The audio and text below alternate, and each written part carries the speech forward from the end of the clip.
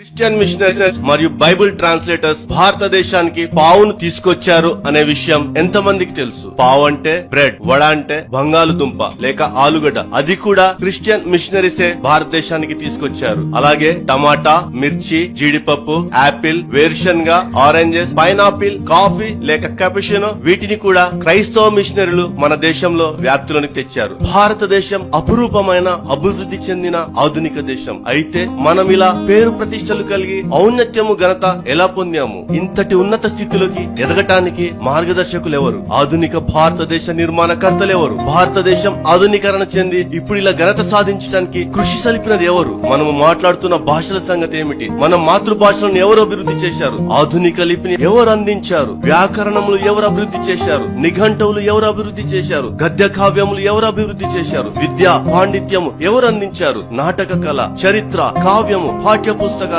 ఎవరు అభివృద్ధి చేశారు? సమస్త కీర్తి క్రైస్తవ అనువాదకులకు, మిషనరీస్ వారికి మరియు పరిచారకులకు చెందుతుంది. ఉదాహరణకు విలియం కేరీని తీసుకోండి. అతడు శ్రీరాంపూర్ లో 42 సంవత్సరాలు నివసించారు. 41 భారతీయ భాషలను అభివృద్ధి చేశారు. అలాగే భారతదేశానికి 23 నూతన ప్రగతిశీల ఉత్పాదక పదార్థములు మరియు సేవలు అందించారు. 115 నుండి 200 సంవత్సరాల పూర్వము ఈ క్రైస్తవ సేవకులు దాదాపు 85 నిఘంటువులు, 116 వ్యాకరణ గ్రంథాలు మరియు 45 వార్తా పత్రికలు అభివృద్ధి చేశారు. క్రైస్తవ మిషనరీలు మొట్టమొదటి ముద్రణశాల 1556వ సంవత్సరంలో గోవాలో ప్రారంభించారు. మొదటి స్థానిక భాష, దేశీయ భాష, మాతృభాషలో వార్తా పత్రికలు శ్రీరాంపూర్ లో 1818లో ప్రచురించారు. ఆధునిక విద్యా విధానం ఎవరు భారతదేశంలో ప్రవేశపెట్టారు? పాఠశాలలు, కళాశాలలు, యూనివర్సిటీలు ఎవరు నిర్మించారు? శ్రీరాంపూర్ యూనివర్సిటీ 1818లో విలియం కేరీ మరియు అతని అనుచరుల ద్వారా స్థాపించారు. ముంబై యూనివర్సిటీ మరియు మద్రాస్ యూనివర్సిటీ కూడా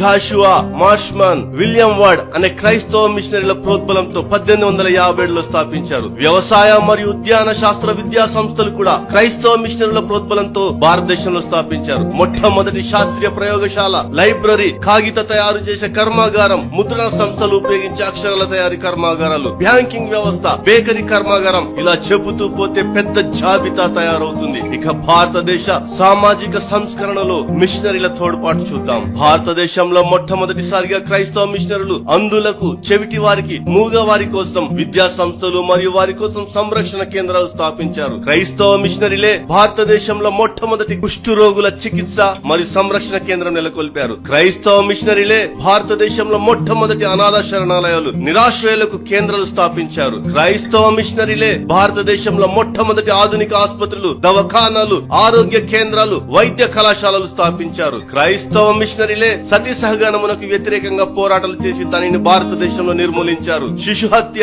నరబలి అర్పించే ఆచారాలను క్రైస్తవ మిషనరీలే పోరాటాలు చేసి వాటిని భారతదేశంలో నిర్మూలించారు. క్రైస్తవ మిషనరీలే మనుషులందరూ సమానమనే, అందరినీ సమానంగా చూడాలని కుల వ్యవస్థకు వ్యతిరేకంగా పోరాటం చేశారు. కుల వ్యవస్థ ద్వారా అణిచివేయబడిన వారికి విద్యా బుద్ధులు నేర్పించి బలోపేతం చేసి వారిని చైతన్యపరిచి జాగృతం చేసింది కూడా క్రైస్తవ మిషనరీలే. ఇదే భారతదేశపు నిజమైన చరిత్ర.